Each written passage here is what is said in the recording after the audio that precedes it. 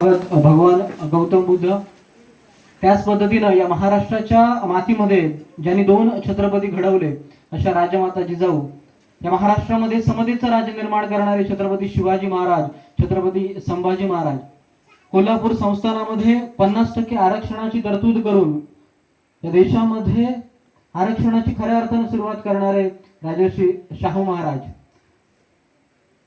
बहुजनांना शिक्षणाची कवड खुली करणारे क्रांतीसूर्य महात्मा ज्योतिबा फुले, क्रांतीज्योती सावित्रीबाई फुले, त्याच पद्धतीनं भारतीय संविधानाद्वारे भारतातील सर्व नागरिकांना स्वातंत्र्य, समता, बंधुत्वाची देणगी देणारे भारतीय संविधानाचे शिल्पकार डॉक्टर बाबासाहेब आंबेडकर, तसेच या भारतामध्ये स्वातंत्र्य, समता, बंधुत्व नांदावं यासाठी प्रयत्न करणारे सर्व समाजसुधारक, संत, महामानव आणि ज्यांनी या भारतामध्ये स्वातंत्र्य, समता, बंधुत्व टिकून राहावं यासाठी प्रयत्न करणाऱ्या सर्व महामानवांना आजच्या दिवशी आपण विनम्र अभिवादन करत आहोत. या सर्व महामानवांची नावं घेण्यामागचा हेतू असा आहे की आज आपण जे आहोत या स्थितीपर्यंत येऊन पोहोचलो आहोत ते या महामानवांच्या विचारांमुळे येऊन पोहोचलो आहोत. जर या महामानवांचे विचार नसते तर आज आपण या ठिकाणी येऊन पोहोचलो नसतो. हे आपण कशासाठी म्हणतोय तर याच्यासाठी आपल्याला इतिहासामध्ये जावं लागेल. आज आपण डॉक्टर बाबासाहेब आंबेडकर आणि तथागत गौतम बुद्ध यांची संयुक्त जयंती साजरी करत आहोत आणि या दोन महामानवांचा जो आपल्याला विचार दिसतो त्यामध्ये अनेक विचारांचं प्रतिबिंब दिसतं. म्हणजेच तथागत गौतम बुद्धांनी या भारतामध्ये एक क्रांती घडवून आणली. क्रांती आणि उत्क्रांती दोन टप्पे असतात. उत्क्रांती म्हणजे टप्प्याटप्प्याने होणारा बदल, म्हणजेच वानरापासून आपली झालेली ही प्रगती, आणि क्रांती म्हणजे असा एक घटक असतो जो काही वर्षातच अमूलाग्र बदल घडवून आणतो की जो तथागत गौतम बुद्धांनी घडवून आणला. तथागत गौतम बुद्धांनी क्रांती केली आणि एक असं विधान केलं की या देशामध्ये किंवा या संपूर्ण जगतामध्ये जाती या पशुपक्ष्यांमध्ये असतात, त्या माणसांमध्ये नसतात. माणूस हा जन्मतः समान असतो, समतेच्या पातळीवर असतो, अशा पद्धतीचं विधान करून तत्कालीन जाती व्यवस्थेला धक्का देण्याचं काम सर्वप्रथम जर कोणी केलं असेल तर तथागत भगवान गौतम बुद्धांनी केलं.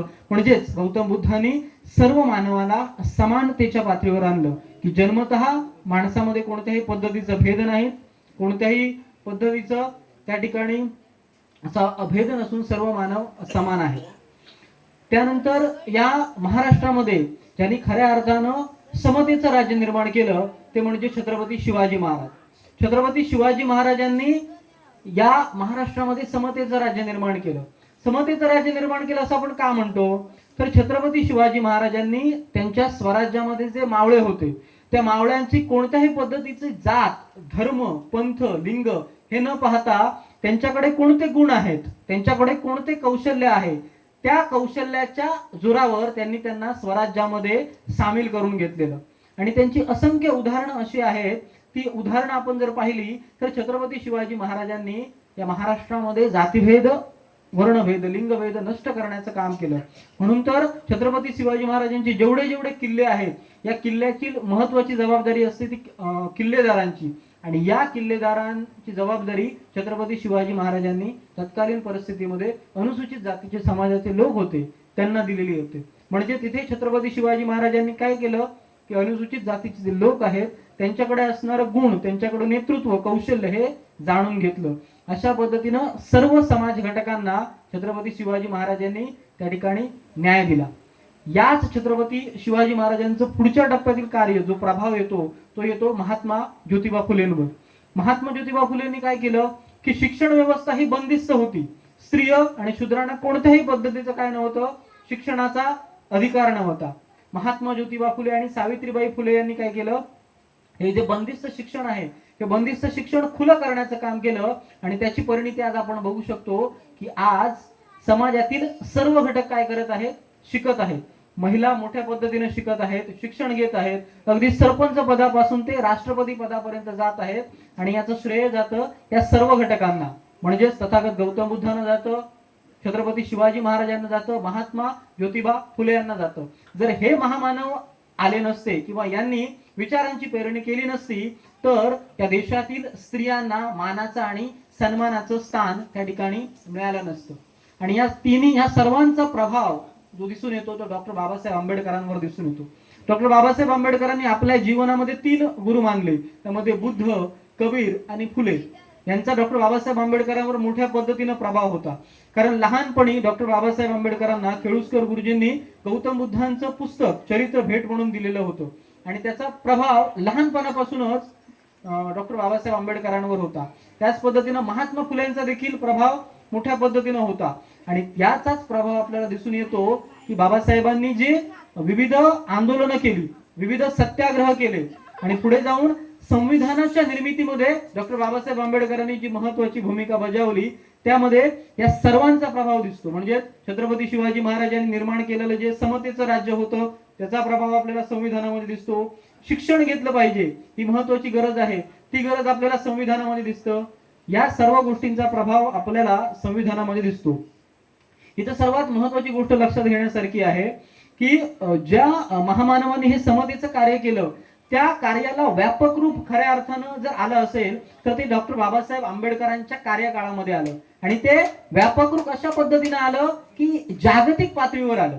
म्हणजेच आपण बघू शकतो की डॉक्टर बाबासाहेब आंबेडकरांनी जे सत्याग्रह केले ते सत्याग्रह हे जागतिक पातळीवर होते. म्हणजेच बाबासाहेबांचा 1927चा चौदार तळ्याचा जो सत्याग्रह आहे हा पाण्यासाठीचा सत्याग्रह, हा जगातील एकमेव अशा पद्धतीचा सत्याग्रह आहे की पाण्यासाठी सत्याग्रह केला.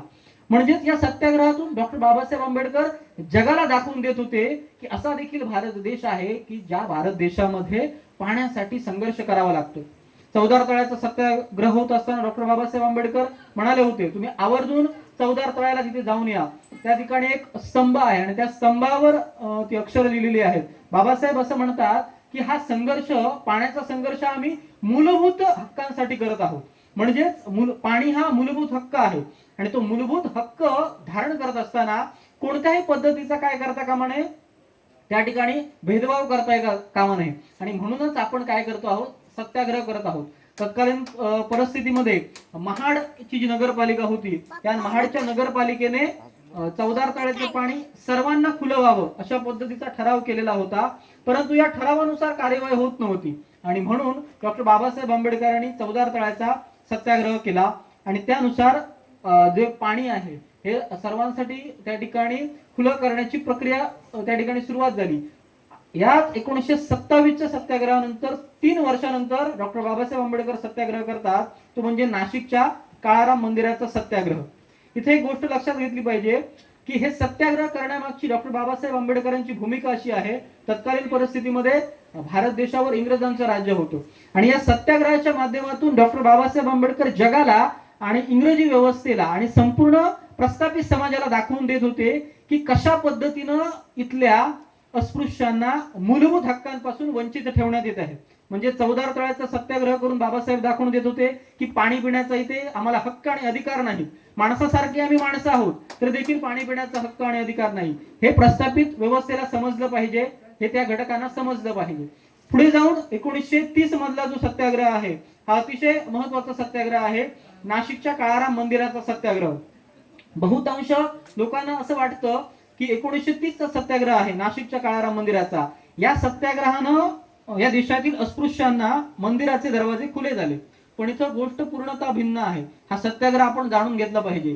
जगातील हा दुसरा एक सत्याग्रह आहे की जो 5 वर्ष चालला. 1930 ते 1935 या 5 वर्षाच्या कालावधीमध्ये नाशिकच्या काळाराम मंदिरात प्रवेश व्हावा यासाठी सत्याग्रह सुरू होता. या 5 वर्षाच्या कालावधीमध्ये एकाही अस्पृश्याला मंदिरामध्ये प्रवेश मिळालेला नव्हता. किती विचार करण्यासारखी गोष्ट आहे की 5 वर्ष सत्याग्रह चालतो आणि अस्पृश्यांना त्या ठिकाणी मंदिरामध्ये प्रवेश मिळत नाही. या 5 वर्षाच्या कालावधीमध्ये बाबासाहेब गोलमेज परिषदांना जाऊन येतात. त्यांच्या अनुपस्थितीत दादासाहेब गायकवाड हे या सत्याग्रहाचं नेतृत्व सांभाळतात आणि या 5 वर्षाच्या कालावधी नंतर डॉक्टर बाबासाहेब आंबेडकर अशा विचारापर्यंत पोहोचतात की चौदार तळ्याचा सत्याग्रह आपण केलेला आहे, त्यानंतर नाशिकच्या काळाराम मंदिराचा आपण सत्याग्रह केलेला आहे. 5 वर्षाचा कालावधी आहे. हा कालावधी होऊन देखील काय करतोय, आपल्याला मूलभूत हक्कांपासून त्या ठिकाणी रोखण्यात येत आहे. आणि इथं जर कुठेतरी या सत्याग्रहामुळे डॉक्टर बाबासाहेब आंबेडकरांवर मोठा त्या ठिकाणी प्रभाव पडतो आणि डॉक्टर बाबासाहेब आंबेडकर बौद्ध धम्माकडे जाण्याचा निर्णय पक्का करतात. म्हणजेच हा 5 वर्षाचा कालावधी आणि त्यानंतर डॉक्टर बाबासाहेब आंबेडकरांचा बौद्ध धम्माकडे जाण्याचा कालावधी. म्हणजे त्यानंतर 35 मध्ये नाशिक येथे डॉक्टर बाबासाहेब आंबेडकर धर्मांतराची घोषणा करतात. आणि ही घोषणा करून बाबासाहेब थांबत नाही, तर 1935 आणि 56 म्हणजे तब्बल 21 वर्षाचा कालावधी आहे. या कालावधीमध्ये डॉक्टर बाबासाहेब आंबेडकर विविध धर्मांचं अध्ययन करतात आणि त्याचबरोबर प्रस्थापित व्यवस्थेला अशा पद्धतीने हे करतात की त्या ठिकाणी आम्ही काय करतोय, थांबतोय, वाट पाहतोय की तुम्ही काय कराल, आम्हाला आमचे मूलभूत हक्क आणि अधिकार द्याल. म्हणजेच आम्हाला पाणी पिण्याचा हक्क आणि अधिकार द्याल, त्या ठिकाणी मंदिर प्रवेशाचा हक्क द्याल. परंतु या गोष्टी त्या ठिकाणी काय होत नाही आणि त्यामुळे डॉक्टर बाबासाहेब आंबेडकर बौद्ध धर्माकडे जाण्याचा निर्णय त्या ठिकाणी पक्का करतात. की लहानपणापासून डॉक्टर आंबेडकरांना बौद्ध धर्माविषयीचं असणारं आस्था होती किंवा बौद्ध धर्मातील तत्व